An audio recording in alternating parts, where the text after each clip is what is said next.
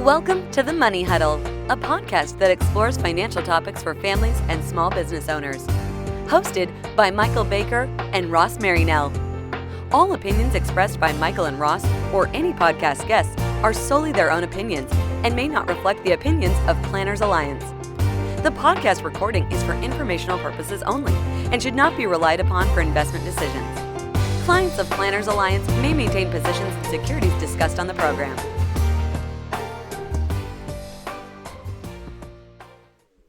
And welcome back for part two.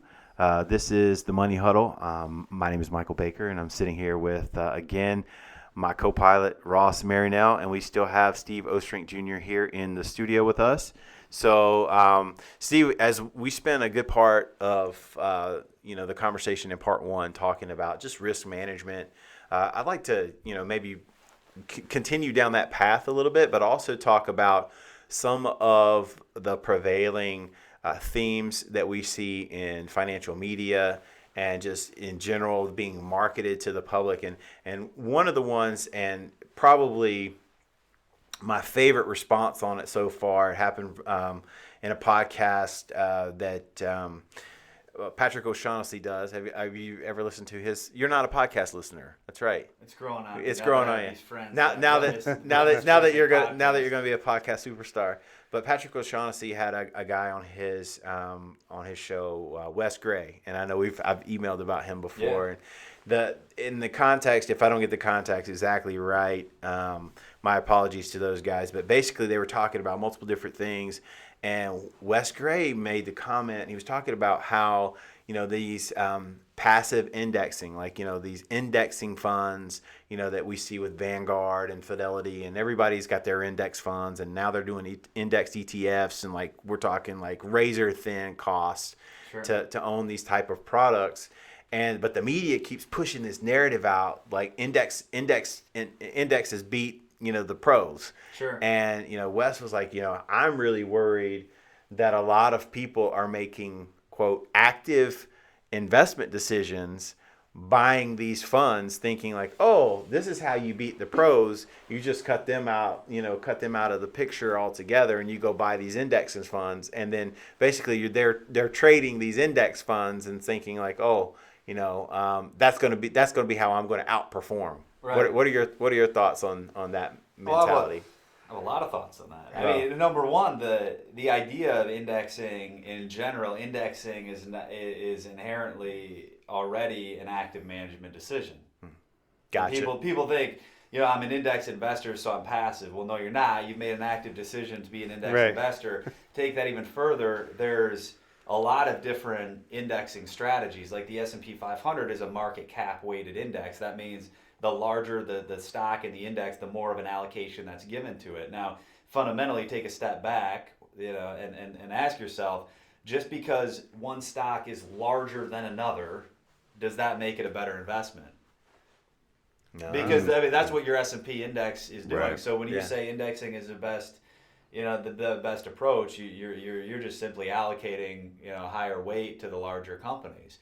Now, that's one indexing strategy, but now there's been all sorts of other indexing strategies that are coming to the market where they might allocate more to, say, companies that have a higher dividend yield or a higher earnings payout or something. Or there's now indexing strategies that are just pure equal weight. There's indexing strategies that are low volatility. So stocks that have less risk, less volatility are given a higher weight. My point is, there is no truly passive investment today. There is not. I mean, period. Like, you are making an active decision in some way, shape, or form as you evaluate different indexing methodologies and select one of those indexing methodologies, if you're aware of it or not, right? You are making an active decision. But the other thing is, there's been a lot of studies done on just like determinants of portfolio return. Where does our return come from? Right. And at the end of the day, return doesn't come from stock selection. Like, people don't really. Yes, if you're Warren Buffett and you're buying the entire company, yes, like that makes sense. Like, that's a little bit unique of a situation. But my point is, for the average investor that's preparing for their retirement, unless they have an insanely concentrated portfolio of 4 stocks, the stock selection piece of it, if you're appropriately diversified, that's not your main driver of returns. People, they just don't fully grasp that. So, not to say stock selection and the indexing methodology, which is essentially what is driving your stock selection as an investor, it's not saying that's completely unimportant. I mean, do your homework, do it right. But in order of priority, right, as an investor, I think it makes sense to prioritize what actually drives the bulk of our portfolio return. So our team, as an investment research team, I'm a chartered financial analyst, and we have another chartered financial analyst on our team, and it's like we're not stock pickers. Right. We choose our battles. Like our research, our investment community, what we focus on is asset allocation research. Why? Because that's what ultimately drives portfolio return, right? So, and why I mention this now is the asset allocation that we're using for clients, stocks versus bonds versus foreign versus hard assets, whatever it is. That decision is completely separate than stock selection or indexing. So when people say, when there's this argument of, do I need a professional advisor? I mean, my answer to that is professional advisor for what? I mean, okay, do you need a stock manager? No. Do you need an advisor to help you with asset allocation decisions? Well, yeah, most definitely. Most clients have no clue as to how to do that. And if that's the primary determinant of their returns, I would say, as an investor, go find an advisor or someone that's really good at asset allocation and get their feedback. Right. But then to take that even further now, all right, what about financial planning? The impact of insurance and estate and tax and Social Security and all these other things that come into the context of a client's financial life. Again, do you need a professional for that? I would think so. I mean, most clients aren't well versed there. So that's a very interesting, comment around that. It's that was a loaded question. No, I was trying to tee you up because I figured you would have one or two things to say. Talking. No, but that's something that we don't see a lot of times. I mean, typically the types of folks that seek us out are already not wanting to be the do-it-yourselfers, but we also try to have a balanced approach, and there's some people that do enjoy handling their own portfolio, either because they really actively enjoy the process, it's stimulating for them, or they just don't necessarily trust someone else to do it. And that's kind of one of the typical defenses, if you will, that we are here, we hear about, or I mean, Vanguard, blah blah blah, or Fidelity's got this, and then there's actually and you're probably aware of this, there's a battle right now within our industry of how low can these funds reduce their internal expenses. I mean, we're talking like basis points are being fought over, and the entity SoFi just released an ETF that's, at least in the initial offering, I think is no fee, like a no fee ETF, and everyone's thinking like, oh, is that the beginning of the next level? Hey, I'll jump in here and take a swing at this one, because at some point, do you think they just factor a marketing expense cost just to get their name out there and promote it? It's almost like you would do any type of marketing project or take on. It's like, we're going to cut the last 5 basis points out, but we're going to get enough market exposure here to make it interesting for us. Well, like the media took that story and ran with it. Right. Like crazy. So how much publicity did that garner? When I think the question is really like, how much does saving 0.02 or 0.04 or 0.05% have an impact on long term? Well, again, I mean, it's kind of, a lot of this is apples and oranges, right. And that was my answer to the comment. I mean, it's like, we're talking about here products, we're talking about building blocks of a portfolio. It has nothing to do with the advice on asset allocation or financial planning, and those are the things that ultimately often make or break a retirement. I mean, if you're using ticker ABC or XYZ for your U.S. large cap exposure, and one costs 2 basis points more than another, is that going to really impact your retirement? No. Like, that's just funny, It's like, but at the same time, if you have say 60% stock exposure or 5% stock exposure in your portfolio, and the planning is done really well or really poorly, will that literally make or break your retirement? Yeah. I mean, And that's really the point that you were making earlier, which is it's not so much stock selection, stock picking, it's stock exposure. Right. So versus going and trying to pick the best 50 stocks, maybe you know the right allocation for you might be just owning 80% exposure in equities, period. And I think, and what just popped in my head when Ross said that, it's just to his point, is like the best 50 stocks for what? Right. Like the best 50 stocks for growth, the best 50 stocks for income, the best 50 stocks for momentum. Right. You know, I mean, there's so many different ways to like carve that, or to, like you said, to peel that onion. Right. It's like why spend so much time and effort on maybe like the 10%. Versus when you're ignoring like the 90% determinant of your portfolio returns, which is asset allocation. Exactly. And there's been more and more studies, I like there on the value of an advisor. That's been something kind of talked about in our industry. Several large financial institutions have done some of these different studies, and I find it pretty fascinating. I mean, pretty eye-opening. Not necessarily from the perspective of from like a client's perspective, what do you get when you hire an advisor? Like, it's not like that's interesting to me. Like, clients should be aware of that. Like, what is the value of an advisor? Is it stock selection? Is it financial planning? Like, what is it, right? And so I'd encourage people to really seek that out as they talk with financial advisors and really get a breakdown, like what is the value of you as my advisor? Like, what are you doing? So that's interesting, that part. But I think the more interesting part for me about the value of an advisor concept is really how it kind of puts the mirror up in front of a lot of advisors where they have to look at themselves and say, am I providing? Right. What am I really doing here? What am I really doing here? Right. And wholesaling another guy's portfolios, or being a salesperson, that doesn't make sense anymore. I mean, the industry, to your point on fees, we're moving to this cost compression environment. Just a middleman isn't good enough. So I think as we look at the financial advisor landscape, I think what's happening is it's evolving, where the strong are going to survive, and the strong are the advisors that are actually delivering value, apart from being a middleman product salespeople. Okay, we need products.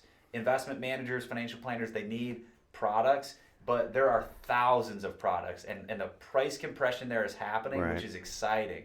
But then as an advisor, now we need to define and deliver significant value to our clients, and that I don't see going away. Now, will fees compress? Sure, maybe, but there's a lot of value to be delivered there, and that's what will ultimately make or break a client's retirement. No. Well, we agree with you, obviously, but no, that's some wonderful insight, especially from we know like we're constantly in front of clients and doing a lot of that planning work. We trust you and your team to have our back with the portfolios, and there's a major collaborative effort that's always present when we're building plans for folks. And I think that's kind of one of the analogies that I've heard mentioned about some of the way that the industry may be going is the kind of the use of like the craft beer analogy. Like if you ever talk to somebody that loves beer, like they're into craft beer, they'll have like their favorite, and like Ross has his favorite. What's your favorite? He's like, I'll take whatever. He's into box wine. Pass. The answer is yes. He says. But so anyway, but I mean, he'll go out and he'll know typically if we're looking at the beer menu, like, oh, I like that one. But what we're not seeing is like these big brands, like Budweiser and Bud Light, and you're not seeing your beer people really order those anymore. You're seeing, so like there's this new the small micro breweries that's creating this culture within that industry, and that's what I think the person that made this comment was alluding to, is that there's starting to be more and more independent advisory teams that are, trying to bring in and add value with their independent relationships with, portfolio managers, with accountants, CPAs, with estate planning attorneys, with their own financial expertise. And they're saying, hey, we can come in here and you can bring your stuff to us. We'll create a customized plan for you. It's not going to be like the big house where your client number 131-A and you got the same stuff that everybody else had, and you're just kind of on that treadmill. Right. So, but you can see it too, right? I mean, as advisors, there's a lot of different advisors out there, but I mean, there's a lot of these advisors that, I mean, they're playing golf all day. They've got big, gorgeous offices, and nothing wrong with golf and nice offices, but you really have to. We're gonna make T-shirts. I think we're gonna do a T-shirt that says financial advisor, and then the subheading underneath is like our golf game sucks. It's just like because we're in the office all day. Yeah. Well, it's true. I mean, because we're working. Yeah, it's just about priorities, right? I mean, some advisors are really good planners and decent salespeople.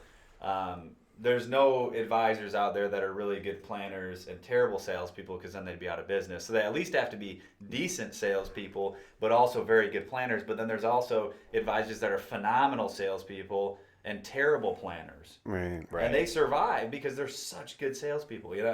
It's just that's just what I see evolving and shifting in this industry. Investors are getting smarter. And there's much more transparency around cost and fees. Right. And as that happens and as that persists, people want to know what they're paying for. Right. And that's where I say, again, this idea of value of an advisor. What are you actually delivering? How are you articulating that? How are you implementing that? That business model is not going to die. I mean, people need that. Right. And I think kind of going back to the evolution of and the expansion of exchange traded funds, it just because the costs are coming down, that's helpful, but it doesn't mean that's the answer. Right. There has to be there's a little bit more complexity to that. You bet. Yeah, and I love the fact that costs are coming right. down. It's great. Products. Those are building blocks that really solid financial planners and advisors use. So I mean, I'm never gonna bat an eye against that the cost coming down. I mean, that just saves everybody money. And gives us more options, right? It gives us more tools in our toolkit to implement for clients, which that's a good thing. But nevertheless, we still have to defend our value and build value. And all I'm saying is there's a lot that can be done there to help clients, but it's not around stock selection. It's not around market timing. It's not around these fictitious risk management, tools. Like there's a lot that goes into prudent financial planning and risk management that does add long-term value. That's a great way to kind of wrap that up. So before you go, I just want to have a couple of personal questions for you here. So you grew up in the business working with your dad, Senior, as we lovingly call him. So shout out to Steve Senior if you're listening to the podcast. But tell us some of your favorite memories of growing up and learning the ropes with your dad. Oh man, we had some fun memories. I mean, it's just been a fun journey, really. I mean, I started in the business when I was 15 years old, leaving school to go work. I put my study halls at the end of the day, so I could go in the office, leave school, and go work. I think most people would have left school and then gone and did something different. But right. I genuinely enjoyed the business, so I would go out for lunch. And I remember when I was just young, like sitting at a restaurant asking Senior about, I don't get it. What's an A share mutual fund? How's that different than a C share? I was asking these questions that just early on kind of got me groomed up in the business. And now it's funny. I mean, I truly feel like a dinosaur in the business. I'm how old am I? I'm 34 years old, and I feel like a dinosaur in this business. You're not 34. Are you really 34? Yeah.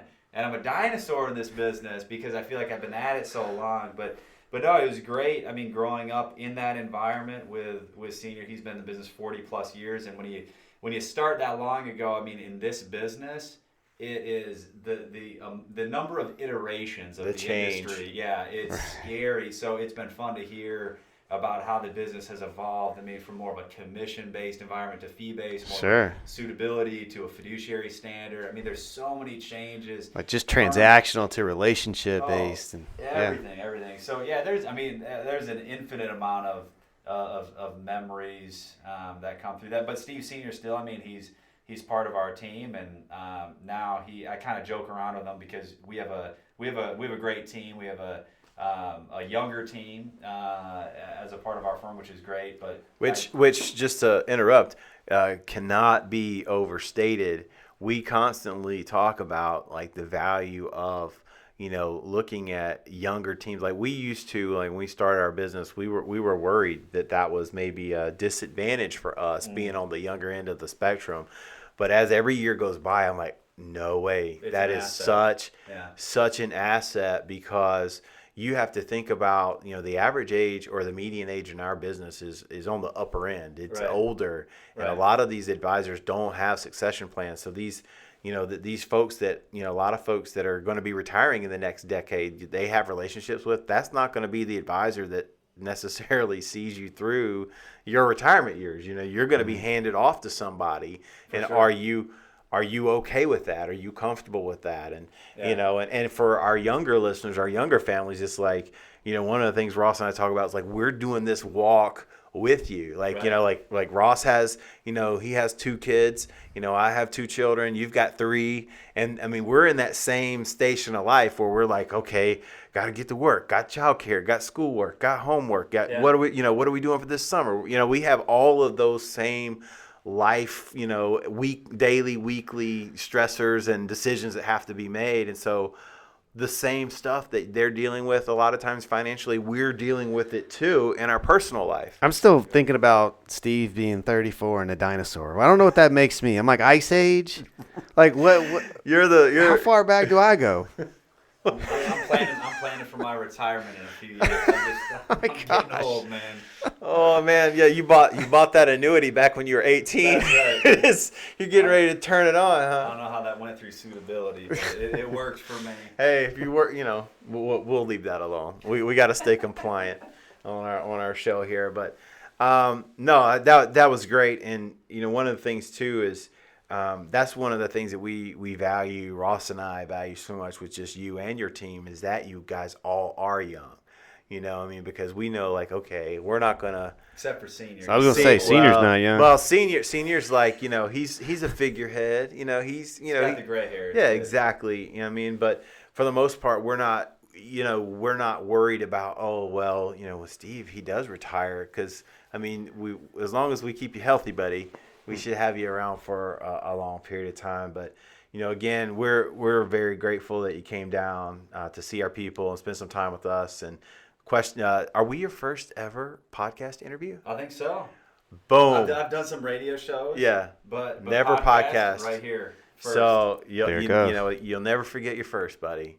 We'll leave that alone. We'll leave that alone. All right. So thank you guys for listening. As always, if you got a question for us, shoot us an email, or don't forget to hit that subscribe button, and we'll talk to you next time.